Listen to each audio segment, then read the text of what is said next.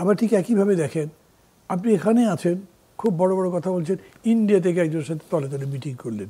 এই যে কাদের সাহেব, মানে জাতীয় পার্টির কাদের সাহেব গেলেন ইন্ডিয়াতে ইলেকশনের আগে, সো কল্ড ইলেকশন, ফিরে এসে বললেন না কথা হয়েছে কিছু বলা যাবে না, ডুবে গেছে ওগুলো। ওগুলো করে হয় না, রাজনীতি 14 ডিগ্রি না। যারা রাজনীতিকে গালাগালি করেন তারা একটা জিনিস খুবই ভুল করেন, রাজনীতির মতো উন্নত মানবিক দৃষ্টিভঙ্গি অন্য কোনো জায়গায় হতে পারে না যদি আপনি বেপথু না হন। আপনি যদি রাজনীতিকে নীতি হিসেবে নেন, কর্মসূচি হিসেবে নেন, তাহলে you are the best social worker. আপনার সাথে ভালো কে, আপনার মতো ত্যাগী কে আছে? ওই জিনিসটাই আমি এস্টাবলিশ করতে পারিনি।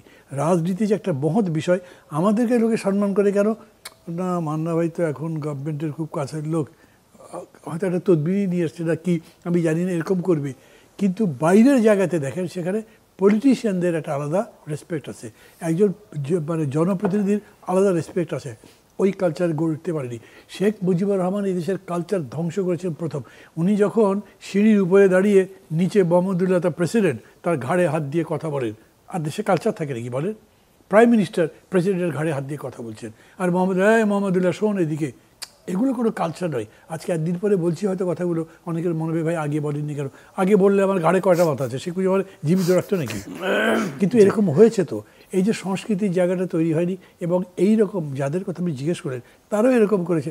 মধ্যপ্রদেশ সব জায়গায় ঘুরে বেড়াচ্ছে, গিয়ে ফিরে আসবার পর আপনি এক্সপ্লেন করতে পারছেন না আপনি এটা কী করতে পেরেছেন। আবার বলছি, পলিটিক্স যদি আপনি মনে করেন যেখানে ধান্দাবাজি, নীতিহীনতা, নীতির বলে কোনো জিনিসটাই কৌশল করে বের হওয়ার কাজ, দেন ইউ আর ভেরি রং। আর যদি টেম্পোরারি যেত না, কিন্তু আপনার এই জেতার পেছনে সমগ্র জাতির পরাজয় লেখা থাকবে। জি, ধন্যবাদ।